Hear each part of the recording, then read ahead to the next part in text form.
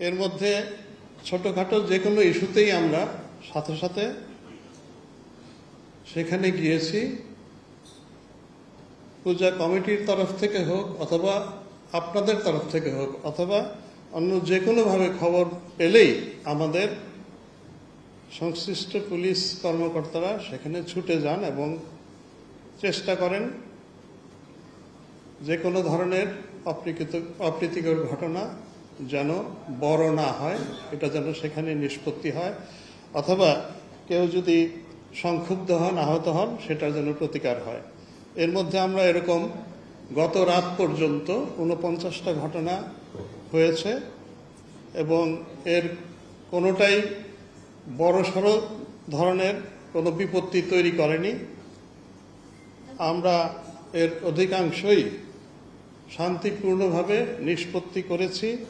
কিছু কিছু ক্ষেত্রে আমরা মামলা নিয়েছি এবং এর জন্য অপরাধীকেও আমরা গ্রেপ্তার করেছি এবং কয়েকজন আবার ম্যাজিস্ট্রেটের কোর্টে স্বীকারোক্তিমূলক জবানবন্দিও দিয়েছেন। এখন পর্যন্ত আমরা সার্বিকভাবে শান্তি শৃঙ্খলা বজায় রাখার জন্য সর্বোচ্চ চেষ্টা করে যাচ্ছি। আপনাদের কাছ থেকেও আমরা সহযোগিতা চাই। কোথাও কোনো ধরনের ডেভিয়েশন, বিচ্যুতি দেখলে আমাদেরকে জানাবেন। অনেক সময় সোশ্যাল মিডিয়াতে নানান ধরনের গুজব তৈরি হয় যেন সাম্প্রদায়িক সম্প্রীতি বিনষ্ট হয়। অনেক সময় পুরনো ভিডিও কিংবা পুরনো কোনো ঘটনা যেখানে প্রতিমা ভাঙচুর হয়েছিল সেগুলো পুরনোটাই আবার নতুন করে সোশ্যাল মিডিয়ায় পোস্ট করা হয়।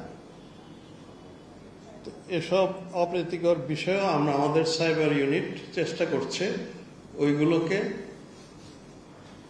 পুরনো ঘটনার সাথে কম্পেয়ার করে সবাইকে জানানো যে এটা একটা পুরনো ঘটনা, এটা নতুন কিছু নয়, সবাই যেন ভুল না বুঝে শান্ত থাকে।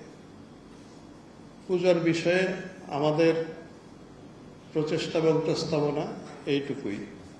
আমি এরপরে আরও একটা দুটা বিষয় আপনাদেরকে জানাতে চাই। পূজার উপরে যদি প্রশ্ন থাকে আমি একটু নিয়ে নিই। মাইক দেন একটু।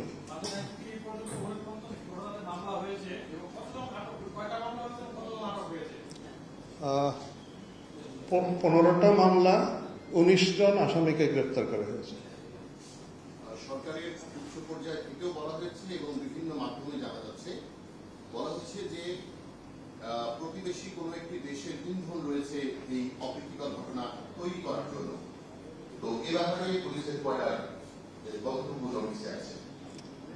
আমরা সর্বোচ্চ চেষ্টা করছি যাতে সম্প্রীতি বিনষ্ট না হয়। এখন এর পেছনে নানান ধরনের শক্তি ক্রিয়াশীল থাকে। আপনারা জানেন আমরা একটা ট্রানজিশনাল টাইমের মধ্যে দিয়ে যাচ্ছি এবং অত্যন্ত সামনে আমাদের একটা বড় একটা অনুষ্ঠান, জাতীয় জীবনে আমাদের জাতির জন্য, দেশের জন্য অত্যন্ত গুরুত্বপূর্ণ নির্বাচন।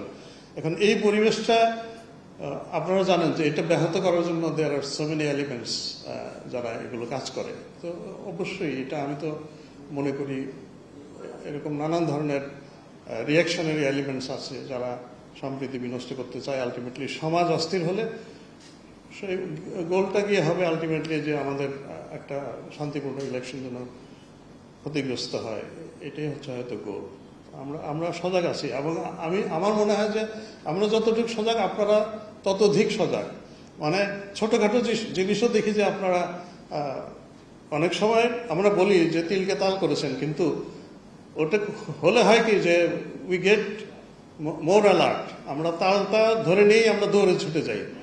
কাজে আপনাদের কাছ থেকেও আমরা মনে করি যে আমরা অনেক বেশি সতর্কতা, সহযোগিতা, অ্যালার্টনেস সব কিছু আপনাদের কারণে আমরা পাচ্ছি।